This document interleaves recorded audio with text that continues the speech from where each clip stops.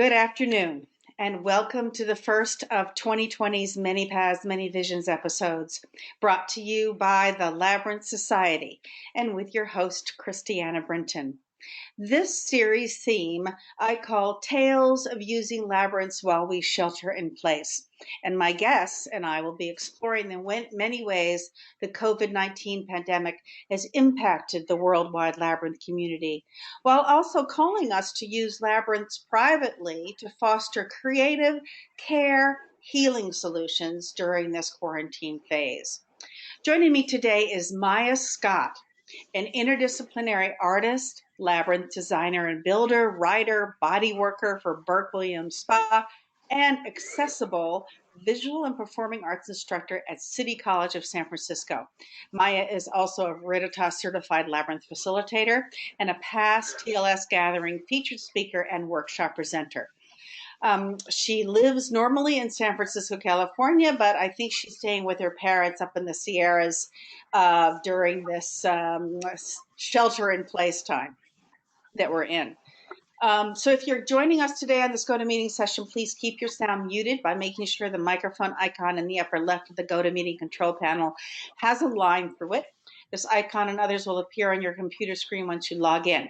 If you call in by phone, you will not see this. You can unmute yourself and ask questions during the Q&A session at the end of the interview. Find the GoToMeeting invitation posted on the TLS Facebook page, the global group, and TLS's website under News Updates in the What's New column on the right side. So this episode is I've entitled it, Coronavirus Meditations, One Step at a Time with Maia and her guide dog, Gleam. Many of you have been reading Maia Scott's honestly frank and vulnerable storytelling Facebook posts for months now, since she and Gleam have become a pair and partners. Her latest musings focus on the effect this pandemic is having on their lives. And I felt that this perspective was worth sharing with the global labyrinth community through Maia's singularly poetic and uniquely cited viewpoint. So greetings, Maia. Welcome to Many Paths, Many Visions. Thank you for joining me today. Hello, and thank you. It's so exciting to be here with you and sharing stories and connecting the labyrinth lovers around the world and guide dog lovers and just lovers in general. Thanks for having me on. You're very welcome. I've always loved your presentations, whether it's in front of the whole community at the gathering or in a workroom, a workshop room. They've always been a wonderful extension of you. So, Thank you. You're very welcome. You're very welcome. It's greatly deserved. But a lot of people, for the people who don't know about you and don't know who you are, I sort of try to give a background for those not into Facebook. And so in this case, if people are not aware of your and Gleam's partnership odyssey, I wanted to talk a little bit about that right away. So she's a beautiful golden retriever. Yes, she is. Yeah. So how many months has it been since you and Gleam met? You know, you went through guide dog school training together and then you graduated out in the world. So how long has that Yes, been? we met on October 21st and graduated on November 2nd. So we had a very fabulous, intensive 2-week training period together up in Boring, Oregon, which certainly wasn't boring, in guide dog school. And the guide dog school training process itself, I would equate with mashing up your spiritual retreat with your high ropes course, with your team building, partnership development session retreat thing, and mashing it all into one, having 2 weeks with amazing people who are keeping this very well-oiled machine going, so that all we had to worry about is just learning everything about our dogs and with our dogs, and who there to catch us when we fall on our butts. It's a pretty incredible experience. So it's been about five months since I've met Gleam and been out into the pre-COVID world to do lots of adventuring together. So you had a few months to adjust before the sheltering in place rule was applied in San Francisco then? Yes, I'm very grateful for that. She's a very joyous, curious being who is excited about everything in life, which is actually a great attribute to have in a guide dog. And there's nothing more that she loves than to go. And she loves getting that harness on and seeing what's happening next and finding us a way there. And we were on an airplane a couple times. Lots of exploration around San Francisco and all the wonders that our Northern California culture have to offer us. So I'm very grateful for that time together because I know some guide dog handlers actually literally walked out of school into lockdown, which I can't even fathom. Mm. And she is, how old is she? She just turned 2 on January 5th. So she's still a young, exuberant, full of energy dog. Yeah, very bright-eyed little being who's very sensitive to everything around us with a very wonderful amount of silly. Yeah, I saw the pictures of you and the videos of you massaging her, and she's not quite sure. I noticed she wasn't quite sure how to take it. She's just a little squirmy all over, and she's wondering if she's supposed to play with you or lie still, or play with you or lie still. Oh, it's very cute, very Yes. sweet. They're very good dogs. I can understand why they're always picked for a guide dog duty and training. It makes sense. Yeah, most of them are Labradors. There's a few Goldens at our school and some crosses. There's a couple of schools out there who work with shepherds and other dogs as well, but I'm very fortunate to have one of the Goldens. There's some isms that Goldens have that I just adore, including that deep kind of loyalty and connection and that unabashed bit of silly. Hmm. So Kind of like me. yes, I was going to say that, but I didn't do it. Well, it's the silly, creative silly. It's a silly, very Yeah. creative, performance-oriented, spontaneous silly, which reminds me of you so much. It's just, um, so that's funny. Um, but we'll get back to Gleam and you adjusting in a moment. But I wanted to talk about first talk a little bit about your own contributions that have emerged during this time. I know that you've been involved with this one project, your Finger Walks Tactile Labyrinth project, but Yes. you just completed it, and you call yourself a labyrinth geek. Does this apply to this project and all the processes, the issues you faced during this process? Oh, yes. This is the project that really allowed me to get my geek on and own that title. Um, I had the opportunity, just a little background on this project. I submitted a project proposal, which allowed me to pull out my old recreation therapist hat and suggest all the different ways that this project will benefit not only the blind community, but just people with disabilities in the community at large. And they accepted it, and we've been kind of working on the whole process of what 16 labyrinths get to be in this collection. And I also got to write the guidebook that goes along with this, which will be available in print and braille.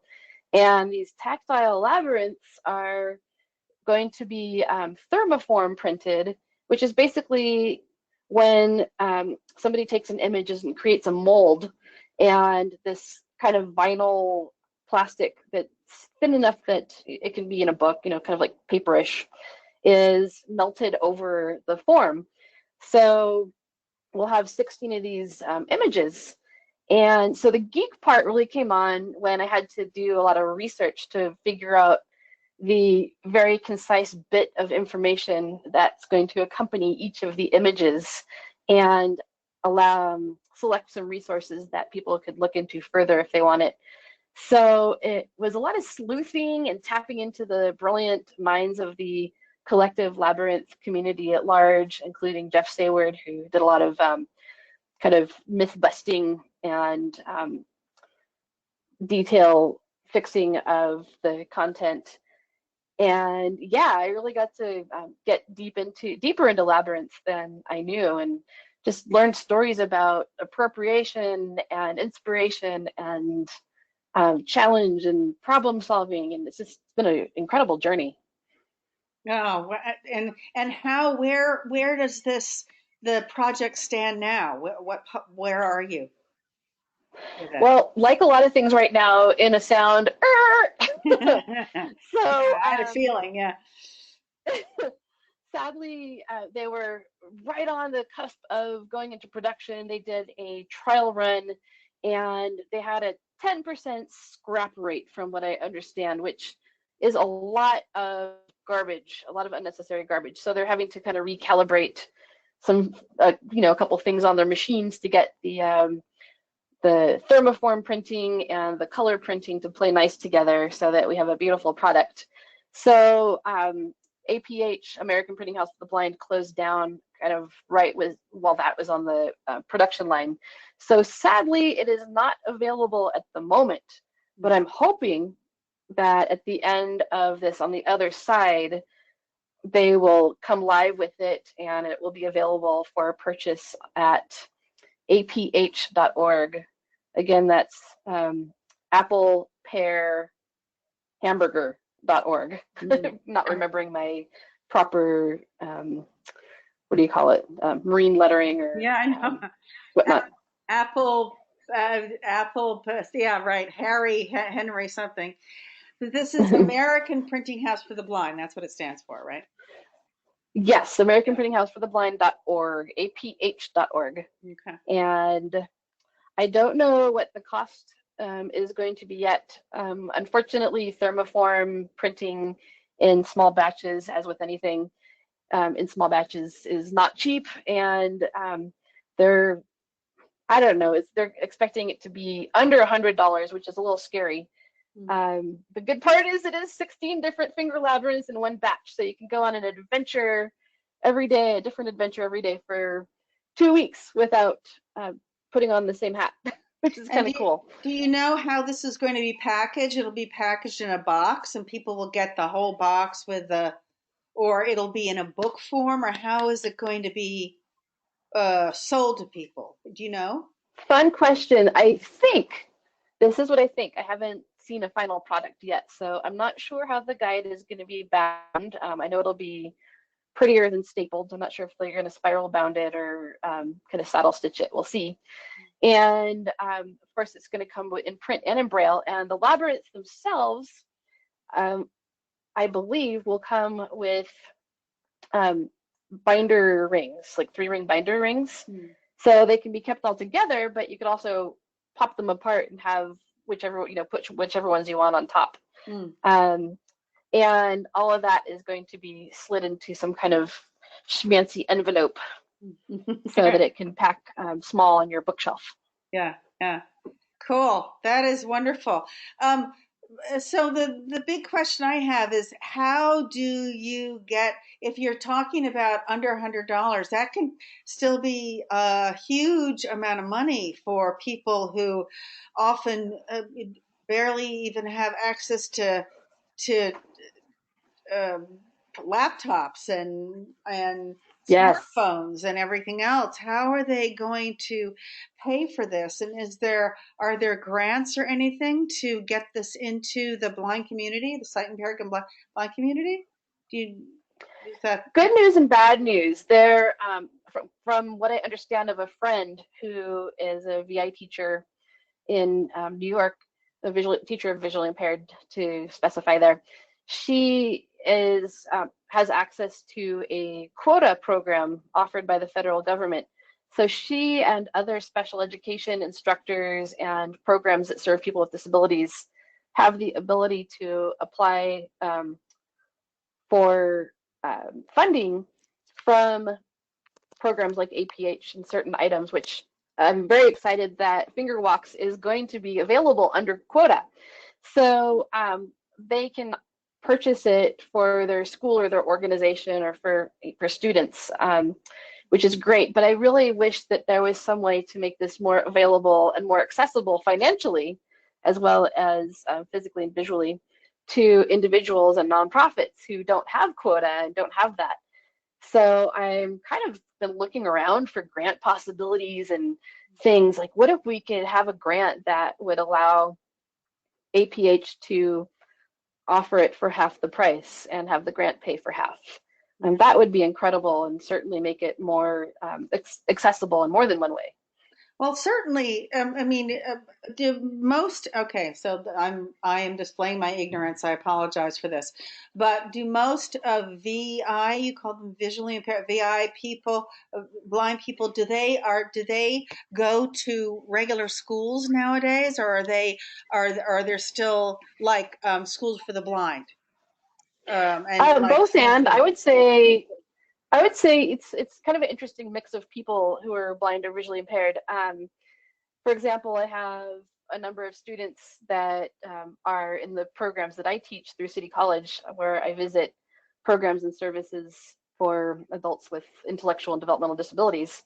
And there's some blind and visually impaired folks who have other disabilities, and a lot of them have gone through special education or access programs in mainstream schools. I'm going to guess that a majority of us go through public or private schools with reasonable accommodations.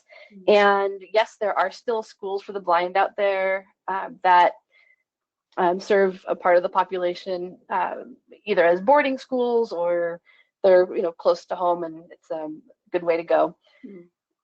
So in other words, For there are yeah, many outlets that would benefit from this. I mean, it's oh not yeah, just, definitely. so the grant kind of the process might be a little more complicated because you might have to, I don't know, go state by state or something. I'm just trying to understand how you Right. do this to get the most bang for your buck, kind of thing, and Now it'd get be it. really cool if there's some way to set up with APH a Labyrinth fund or a Finger Hmm. Walks fund for individuals and nonprofits who don't have access to quota to Hmm. be able to get it at a lower cost. It's be kind of a fun thing to make manifest. Yeah, because these can also be used not because they're plastic, so they're wipeable, Yeah. they're cleanable. You can spray antiseptic spray and stuff on them, and Yes. they can. So this could used in all different types of situations where a normal Yeah. wooden labyrinth couldn't be used, finger labyrinth couldn't be used. Put them in a chaplain's office at a hospital for uh, spirit process and support groups, and put them in rehab centers that are serving people who are transitioning between um, recovering from one thing or another, and put them in senior centers and doctors' offices. There's a lot of places Yeah, where anywhere Finger Labyrinth would be welcome. yeah, And it's a great place to have options too. I love choices, and this gives lots of choices. yeah, yeah. And so I have another one more question, and then we'll go on. Um, so Yeah. the So the sides, the path lines are higher Mm-hmm. and or lower, so it's a tactile sense of staying in the lines with your fingers. If so if your eyes are covered or bandaged, or you're not sighted, or you're sight impaired or blind, then you can feel the path by the sides of being raised or lowered. So is that correct? Yes. Okay. Yes, that's exactly it. So kind of like your water slide or whatever, you can bump into the sides and whatnot and just weave your way through. There are a couple images. One of the fun things about choosing images, we wanted them to cross the dimensions of time period from 2000 BC to now, different cultures, since labyrinths tend to have a universality across cultures, and complexity of patterns and the way the patterns are used or created. So there's a couple of them, including a Chinese incense burner, and also a double spiral, which can be done with two hands. That's part of the Nazca lines, where you're actually walking on top of the line instead of between the lines. And there's a couple that include one from the London Tube series and A Man in the Maze, where the width of the path as well as the walls go from narrow to wide. and kind of let you play with that sensation of having a tiny passageway and a broad one where it's a little bit harder to, keep track of the edges. Wow, you really have talk about geekness.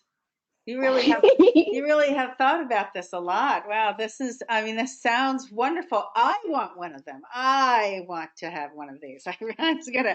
I want this for myself. I want to experience all these different ones so much. It's really very interesting from the way you describe it. I can't wait for it to come out. Um, and I know it will come out right at the right time. Mm, but I'm so glad you've done this. This is I think this will be a great um, gift to the sight impaired community, blind community, as well as the Labyrinth community in general. I mean, because people who have had eye operations or head operations and they're all bandaged up, they can use it. I mean, it doesn't, it could be a lot of scenarios that these could be used Yeah. in hospitals and for children and to calm kids who have there's all sorts of scenarios that these would be great for. So And there's beauty in just an eyes free walk for anybody. I like to call the eyes free walk an insight walk because it makes you look within yourself. mm, And so there's a beauty to eliminating sight as a yet another distraction that we count on that oftentimes to walk your average labyrinth, which is a big part of why the blind population in general hasn't really immersed itself into the labyrinth journey yet. And yeah, there's some that can be walked eyes free carefully. There's that beautiful one now at the Earl Baum Center in Santa Rosa that was specifically designed and built with people with vision impairments or an eyes free walk to happen. And it's happening, it's manifesting more and more, and I'm really excited about that. mm. And that one in that one that you've just mentioned, that has a permanent handrails. Is that the deal? No, Or actually, it is all concrete, and actually, Lars Howlett was yeah. a huge part of making this happen with a wonderful contribution, anonymous contribution from someone at the center. Um, and anyway, so it's a concrete pathway with bricks that are raised on either side Ah. of the path, and so one can walk it using a cane and kind of swiping the cane from side to side to feel the edges. Someone with a guide dog can walk it. The guide dogs are kind of funny on this labyrinth. When I walked with my previous guide dog, Fiddler, I think he was thinking in his mind, is there a traitor hiding somewhere? Because this seems like a real test. Because, I was taught to walk in straight lines and show my person a curb when we get to an up or a down. And this is making me walk in circles, and it's all curbs. So, but yes, it can be walked by guide dogs. It's wide enough to walk a human guide with holding someone's elbow, which is really great.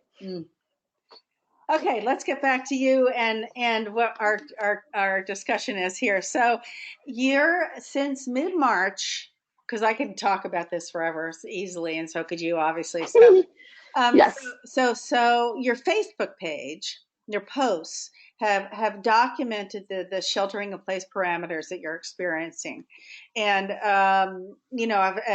have really shown us this emotional roller coaster that we all have go through, we all resonate with, we're all still dealing with it. So I was wondering, let me see now. I'm going to read something. Let me see where I can find this. I'm going to read a couple of sentences here because their posts are pretty long and they're wonderful.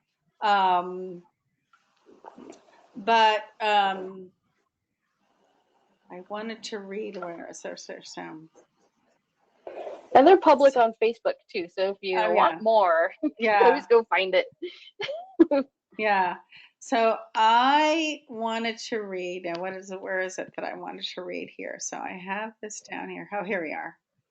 Um, so that's so you know what? I'm going to wait, and I'm going to have you read something yourself. Can you read something? That love letter to Gleam? You know which one I have available Yeah. in a format that I can read is the shelter in place one. Um, Okay. can All we right. do that one? Yes. Yeah, because I want people to get a sample of the your writing and how eloquent you are. So go for it. All right.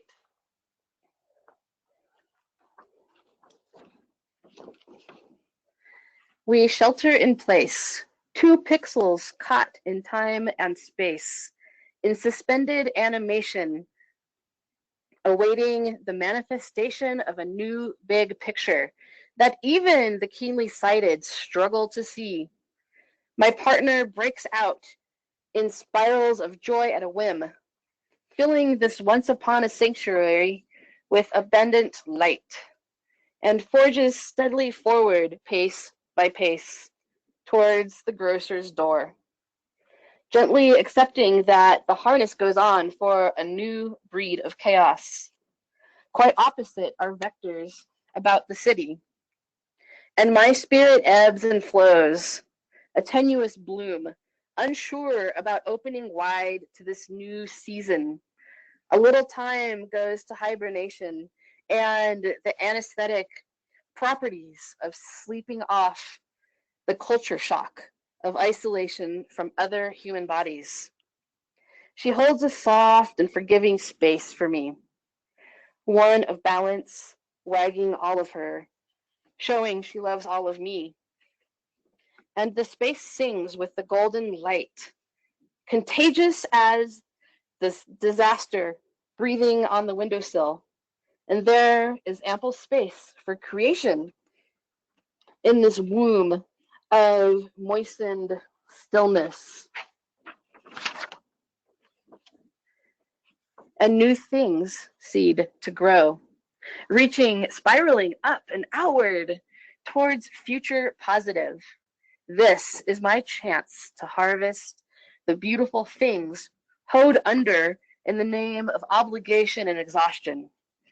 Here I suspend in stillness, listening, watching, waiting, wondering, and reaching. I take a deep breath, ready for this one to fuel me forward to meet myself where I am. A soft, warm head rests on my foot. A solid pull on my arm gives me wings, with the lake at my side. Together, we walk a winding path with no dead ends, no obstacles inviting us to turn back. We release, we receive. What will be the return? 2 points of light seeking connection. We shelter in place, made sacred by truths of vulnerability, hope, and creation. Right now, this is center. Oh, that's All so. right. I could just listen to that over and over again, easily. It's Thank you. just so poignant and so powerful. I love the piece. A little time goes to hibernation, and the anesthetic properties of sleeping off the culture shock of isolation from other human bodies. I mean, that is that is universal. I mean, we all are Yes. feeling that way. We all experience that, and I think you are so clear with the visual uh, with your visuals in your speaking in your words that Thank you. we really get it really it's not specific to one type of person or one situation or this is really a universal situation that we're in. And your poetry and your words really show us that we're all in this together. I mean, there's no one is not feeling this way. It doesn't That's why matter. I write this. Yeah. That's why I put this up on Facebook. And that's why I share my truths, because I believe that we do have a lot in common and that we are all interconnected. And there are elements of each of our truths that may resonate for each other. And I know that when I hear someone say something in different words, there have been times when I've been like, that explains it. That's exactly how I feel. I didn't really know how to put it or to shape it or to sculpt it so I could understand it. And they say it in this way that really helps me. So if I can be that for someone else, and I do it for myself as well, because it really helps to reach out and to connect. Even if 5 people actually read it or like it, it's still a connection and it's still there. Yeah. Yeah, and I think that, I think that that is, I mean, there's a big shadow side to social media, but the positive side, the light, is that we can have these bursts of inspiration from other people who most of the time we don't know. I mean, 9 times out of 10, we don't know these people, but they put exactly what we need to see and we need to have on the screen right at the time we need to see it and have it. It's just like perfect timing. And I, Yes, and so we're giving to each other and receiving from each other. So this giving and receiving, there is that flow there that's very real now, and especially now, and when we are not connected to other human bodies. We are right. isolated, and I think the rhythms that we've had normally that have been stopped completely. It's hard for us to get back into a rhythm of action, of doing, of completing old stuff, even if we do have Definitely. technically the time, because I think it's affecting us. It's recalibrate the whole pandemic, and I think it's recalibrating our bodies. I think it's actually changing us in a cellular way, in some way or It's the another. great international reboot. Yes. Yeah, yeah. Yeah, it's really interesting. I've had many people say this. I get going and I'm all excited and I do a lot one day, and then the next day I can't move out of my bed. I can't Yeah. do anything. So, I've been and on plenty of Zoom meetings and classes and stuff like that I've had chances to hear people check in, and I've checked in myself. And it's a universal thing, like you said. yeah, I did all this great work. My place is exquisite. I revamped everything I'm creating, and then I slept for 2 days. yeah, yeah, yeah, yeah.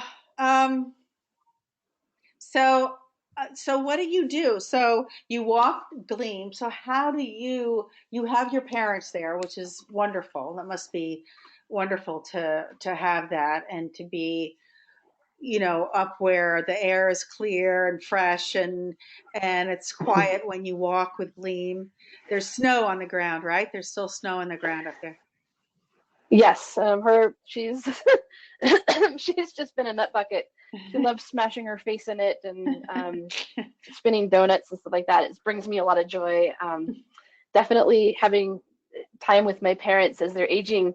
One of the things that's changed for me is I'd make an effort to go up and see them, or they'd come down and see me, but it was hard for me to stop, to really give them the time. And they're getting older, so the universe has made me stop, and I'm spending probably a good month with my parents. And it's affirming to them to know where I am and that I'm not, in danger. My dad's called San Francisco, being a big city, he's called it a war zone.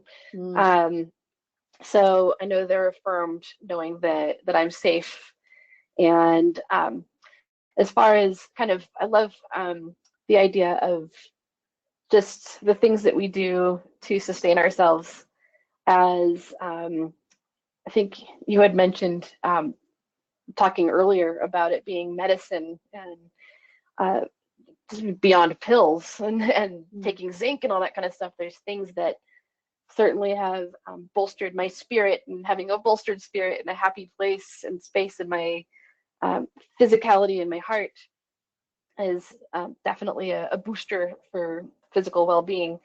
And that's definitely included taking beautiful walks with Gleam and seeing her, penultimate silliness come out. And also playing with Labyrinth. Actually created a lockdown labyrinth that I'm kind of excited about. That's a heart-shaped key. And yeah, just like playing with seed patterns as a creative constraint for creating labyrinths. It's never a bad place to start from if you're looking for creative explorations, finding out how to draw a 7-circuit labyrinth or a chakra vayu labyrinth or a 3-circuit and playing connected dots in different ways. I've also still been creating content and teaching my accessible visual and performing arts classes. So I've been coming up with assignments and playing with them myself, which I don't usually get to do. Usually I go there and have them do them. So I'm doing them myself, which have included some kind of meditative drawing practices that include like closing, closing your eyes, putting a pen on paper and breathing and just kind of letting your body shift and change from the core and seeing what kind of lines emerge, doing that for 5 minutes and then opening your eyes and creating something from that that way, that rhythm, that wave or that shape or that swirl that came out of you from breathing 5 minutes.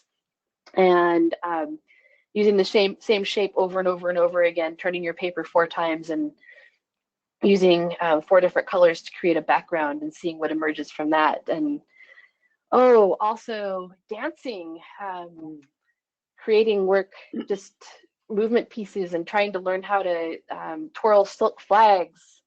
And yeah, lots of fun possibilities and even more to come now that I'm getting my head put on straight as far as our technology goes with teaching. So more to come. Well, More, yeah. you just that's a question I had. You are all set up, or quote unquote, all set up in your place in San Francisco, but you can't bring all of that equipment with you to your parents, right? I mean, you flew up there. Right. Are you as autonomous at your parents in terms of being able to do whatever you want, or less so because you don't have all of that, everything that you normally use in San Francisco with you? Fun question. And I think I'm experiencing one form of autonomy that we're all experiencing, and that is just the ability to go out and do and have things the way we did when we want them. So, of course, that's different. And especially up here with being in my parents' place and their home culture, and everything is set up differently. And there's, a basement where they have the TV, and I'm up on the 2nd floor. And so there's lots of stairs, and they just keep everything in different places. So kind of having to like relearn everything. And they have this weird shower door that opens out that I banged my head on. And so, just little things like that, just kind of trying to re-life myself. And then, of course, my technology isn't all here. I don't have my video magnifier. So I printed out a poem, the shelter in place poem in giant print. And, that kind of worked out okay. And this also, like, I have my iPad. I'm okay-ish. I have my old computer that is, it's like not quite home and not quite how I'd have it. And it also makes me think and have a lot of empathy for my students. I was learning that maybe 1 out of 5 of my students actually have access to a smartphone or a computer at home. And so I'm reaching like 1 out of 5 of my students with these classes right now. And considering that a lot of these people live in group homes or have multiple disabilities and whatnot, while our classes aren't going to change their life so they can get jobs and whatnot, and I have to take that back kind of, because I believe theater and art has a lot of job readiness potential and have helped a lot of my students. Um, I'm saying it because the school and a lot of people don't think that the arts are there to get people jobs. But in any case, they're especially important for quality of life and for giving people a voice, especially a population who maybe is not always heard. And movement and art and theater are a great way to have a voice, an important voice and a heard voice. And it saddens me that I can't reach those people, all of those people right now, so that they have that space to be heard. Yeah, because they probably don't have any outlet for that where they are, in a I'm trusting organized that their way. families and yeah, I'm trusting that their families and allies are providing them that in their own ways. Selfishly, I'm just sad that I don't get to be part of that. Mm-hmm. Yeah, I think that it's my experience with I have a theater background, and it's, it helps with balance, it helps with movement, it helps with understanding how your body moves, and and it makes you feel better when you get to be comfortable in your body, and Yes. and you can express your emotions that way. Too many people, especially if you've been told, if your creativity has been tamped down, let's put it nicely, Yes. in some Yes. way or another, to be able to be fully self-expressed through your body and your voice, singing or dancing or just walking across the stage with your arms going and being able to move is extremely liberating. And Very. yeah, that's My parents put me in dance class when I was 4, and I believe that had a great impact on my sense of spatial awareness. And to go back to the job thing, the ability to walk into a room with poise and be able to, dare I say, think on my feet. So theater and the arts are super powerful tools for heart and spirit and life and everything. Yeah. You had a line in one of your posts that said, it was called, and I called it stuck, because it was about this inability to move. The shock of being in this position and not having. And the line is, I am an artist, teacher, activist, and inherently an agent of change. I guess I'm apt to accept changes better when I'm making them myself. And I just thought to myself, aren't we all? I mean, yeah. as Westerners, I think we all have control issues in some level or not, unless we've studied Eastern religions or philosophy, where we've been programmed to produce and succeed. It's very hard to let go of the anxiety when we don't have those outlets. Yes. But it sounds like you are working that out and finding your medicine, that helps uh, provide you some sense of equanimity during this time. In fact, part of that's Eastern medicine, Eastern philosophy. My mother and I have been sharing nightly meditations for 15 days on and a couple days off and starting again. That is basically exploring kind of the Eastern philosophy around letting go of control and being in the now. And so between that and being in the now with my dog, has really been therapeutic for me in trying to embody a sense of fluidity and the ability to release that control and let be. And it's a work in progress. I'm not there yet. I don't know when and if that'll happen, but it feels good to feel less anxiety, the less desire I have to have control of everything, and the less I'm grieving that it's out of my control, the less anxiety I feel in my body. Mm-hmm. And that helps your digestive system. It helps your sleep patterns. Our bodies, if we look at it holistically, we're not cut off from each of our bodies, from each of our systems. And so everything that we do to make things quieter and more easeful and more fluid helps all aspects of our lives and of our systems, our bodies. So I I have this can. big goofy grin on my face right now because you're saying exactly what this professor I had in this dance and the politics of space class, and we're all talking about, oh, the mind body spirit connection, and feeling all wise about that. And she's like, I don't understand what this is about the mind body spirit connection thing, as if they're three parts. They're all the same. They're Yeah, all part of the same you. yeah, yeah.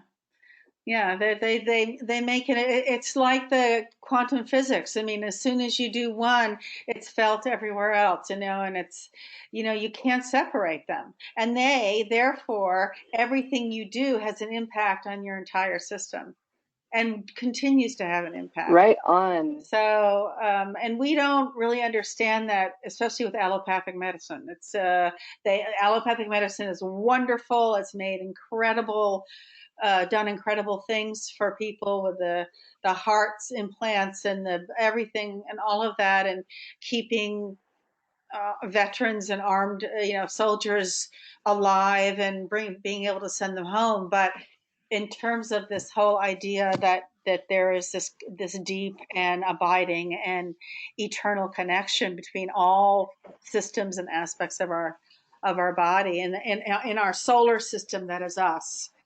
Mm-hmm.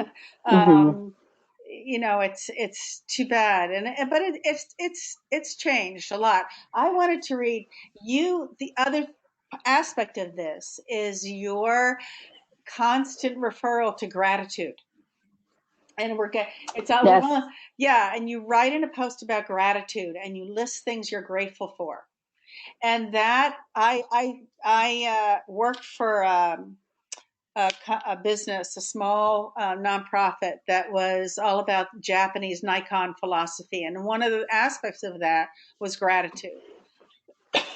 And you say, you talked about accessibility. At home, I am fortunate to have all the blind tech and home hacks I could want and need.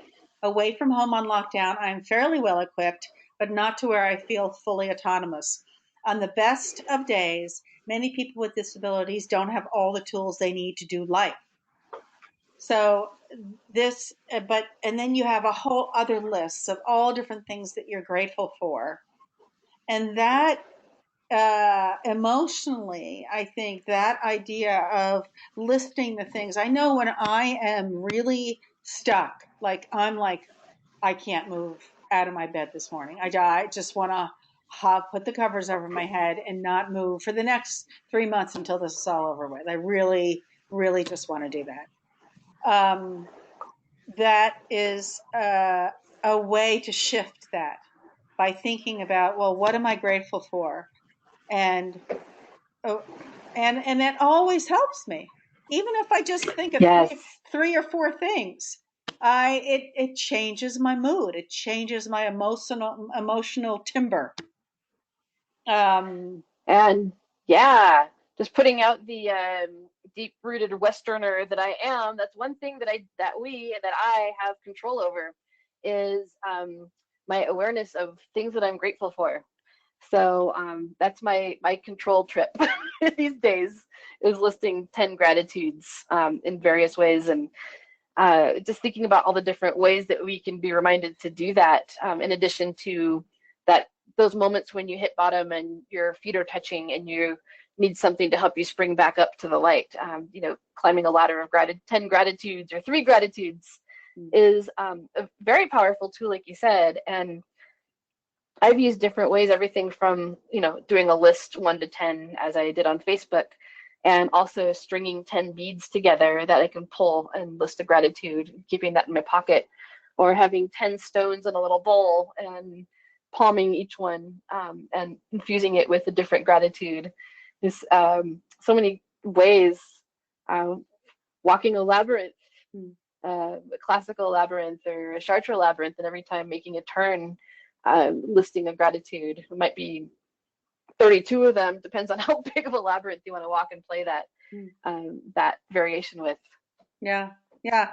And mala beads. If you have mala beads, Yes. you can do your chanting, but you can also say something that you're grateful for every one of those beads, and it's very powerful. I think it takes you out of yourself and helps you to recalibrate with your life and with the things that you have in your life, that that have you be here. I mean, there's a lot of people that have passed over. A lot of Mm-hmm. people that we all know that have passed over, but we're still here. And so, there's reasons to be grateful, for whatever that is, for whatever reason we've decided to come here Mm-hmm. at this time to live through this time in history. I think that that's a really, really great medicine practice. And we forget about it. It's such a simple thing, but it Yeah. it's definitely helps. And bringing it back to seeing and not seeing, and um, blindness and whatnot. I like to say that my sight is impaired, but my vision is clear. And sometimes I need different lenses to bring clarity to that vision. And seeing the world through a lens of gratitude is probably one of the more powerful, high density magnification lenses that I try to keep readily available. In addition to the lens of a labyrinth geek, and the lens of a guide dog handler, and the lens of a interdisciplinary artist and instructor and all those other things. And it's the lens of gratitude that make all those other lenses feel valid and important and useful. Because for me, without gratitude, I end up with anxiety and depression. And the gratitude is definitely an important coping mechanism and an important lens that will help me bring in the light.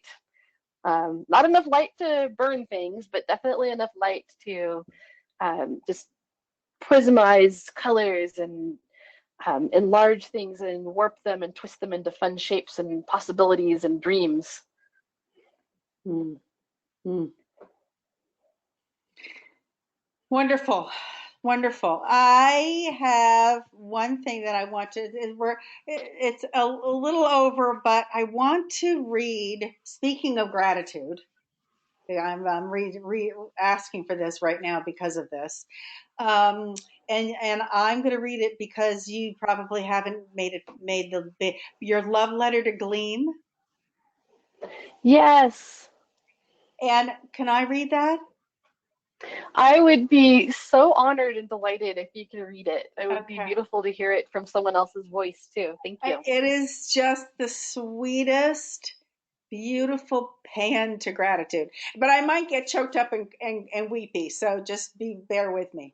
Um, Me too. If you hear snorting in the background, I'm guilty. okay, so I love this is on you posted this on the 21st of March.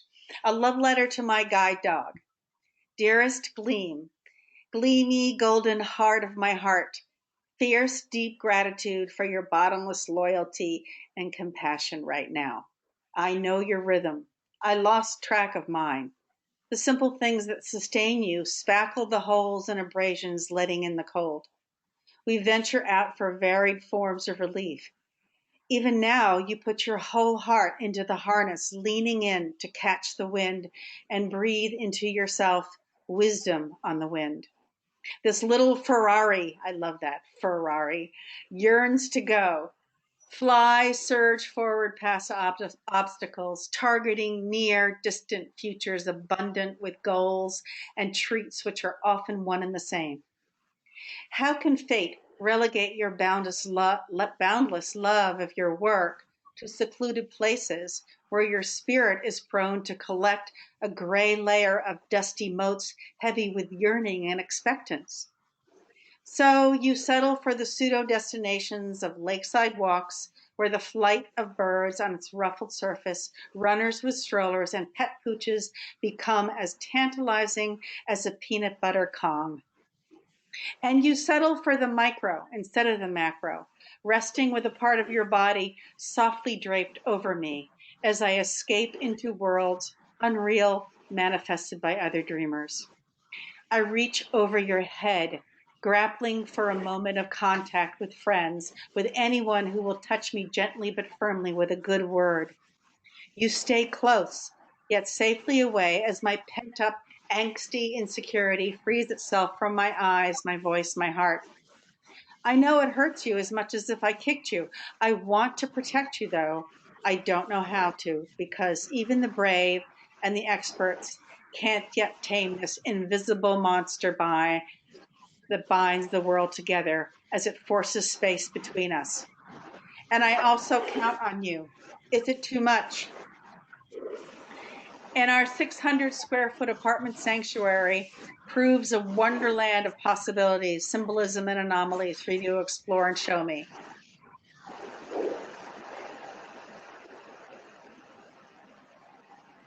You poke me incessantly with squeaky crayons. How about the blue one? No? Will the green one make you smile? Will the purple one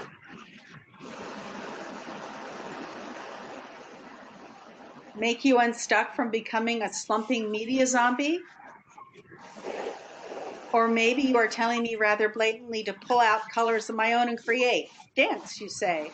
That's what's finally revealed to my heart to you. Make something. So it keeps going on and on. I mean, it's very long, but it's so pretty.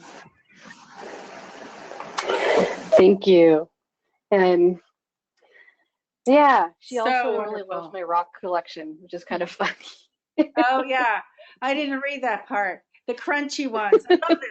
You venture away, you venture out onto the balcony and select crystals and rocks that you add to your carefully curated gathering of soft toys. Only the stones you choose are dawned with collusion and calamity.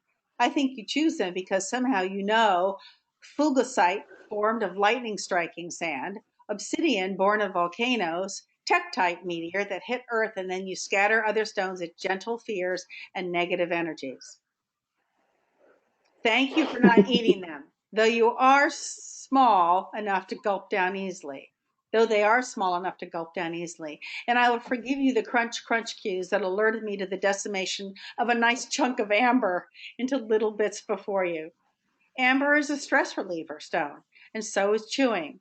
But try a nylabone instead, it will last longer. I pondered this collection of treasures as I find them beneath my toes or as the light hits at just the right angle. Are you a golden healer? Or are you seeking out what you need to quieten your own worries because I'm not being your rock right now? Or likely both, as we are kindred hearts with many shared sensibilities. We work hard and play hard and love hard and grieve hard, and right now it is all hard. It's Yeah. so great. It's it's I miss my dog. Not that this is Oh, quite the same. And I've been thinking about getting one, but I know that this isn't the right time for me. But listening to this and reading these posts, it's hard not to think, oh, I could just go to the ASPCA and get a rescue dog and come home with something. But there's it, apparently a lot out there right now, I which know. is really sad. Yeah, yeah, I know. Um, so uh, normally at this point, I usually ask my guests about their future plans, but it's all up in the air, isn't it? Yes, it is very much up in the air. I find that if I try to think about plans, there's an overshadowing of what if we're still on lockdown then. So, as much as I like to think about Scottsdale and the Labyrinth Society gathering coming up in September and just hoping that it's not virtual and that I get to hug everybody and walk labyrinths together, it still kind of produces some anxiety to think about future things that don't involve a video conferencing session. So I am trying to be like my guide dog and live in the now and put my whole heart into the moment. So my calendar is sadly neglected, and well, I shouldn't say sadly. Maybe it's a good thing. It's kind of neglected. So yes, awaiting further notice to see where we go next, because our normal is different. Our nows change day by day, and I, like my guide dog, need to be ready to uh, gently and safely and fluidly go around obstacles and find new ways of doing things. So I guess that's my future plan, is trying to redefine normal. I think you've just said what everybody is going to have to face in a nutshell. Redefining normal. I think that's that is going to be across the board what we're all being asked to do, and I think that was probably Gaia's message to us. The normal that you think is normal is not going to work anymore, guys. So I'm shutting everything Mm-hmm. down until you get your ass together, and we got to redefine the normal, and then maybe we can go forge ahead. So, yeah, I think you put it again, as usually, very succinctly. For all of us, what we're all facing. I am so glad that you are a part of the community that I am involved with, because otherwise I might not have ever had the pleasure and gift of meeting you and having you on the show and and having you invite me into your world and sharing the labyrinth world together with you. And it's been such a pleasure having you on again. Thank you so much for joining me today, Maya. It's a treat being here and being able to geek out on labyrinths and guide dogs and contemplate life literally these days with you. And yeah, it's just amazing to tap into your wisdom and be able to partake of all the amazing things that you do and give to the Labyrinth Society. So thank you for all of your work and your dedication. Well, you're really very welcome. I think all of us in the Labyrinth Society and the Labyrinth world, we are a tribe, and we just share the wonderful paths that we get to walk, and with our fingers or with our feet or with our knees or whatever parts of our body we walk them with. We share that with everybody and our experiences, and it's a very much a gift. I just wanted to mention on this program, on this episode, that we don't have anyone live on this because this was a redo, so it's just us. So I am going to say goodbye to Maya right now, and thank you so much for joining me today, and many, many continued blessings on your path. Blessings on your path, and thank you for the chance to talk shop together. And I will stay with you as you sign off, and see you on the path. Absolutely. Absolutely. So you've been listening to the Labyrinth Society's Many Paths, Many Visions on GoToMeeting and broadcast by Spreaker with your host, Christiana Britton. Be sure to check the Labyrinth Society website, news updates, what's new area, Facebook page, global group, and YouTube page for a list of upcoming dates and guests. Also, if this podcast has piqued your interest in the Labyrinth Society and you'd like more information about membership, please go to www.labyrinthsociety.org/membership. So many blessings, stay well and secure, and may you find what you need on your path through life.